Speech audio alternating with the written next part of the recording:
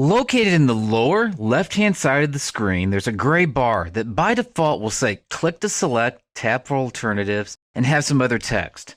That's called Revit status bar, and what it does is it gives you the current status of the command that you're currently in. For instance, if you come up to the top of the screen, underneath the Architecture tab and select on the Wall command. Move your cursor out toward the drawing area without clicking. One of the things you'll notice is it will say either extension of walls or extension of grid or click to enter wall start point. What it's doing is it's trying to give you feedback based on the command that you're currently in.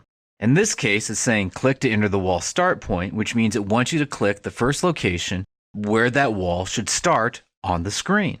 If we hit escape a couple of times, we can get out of the command, and this time come up to the window command, and once again, move your mouse down into the drawing area.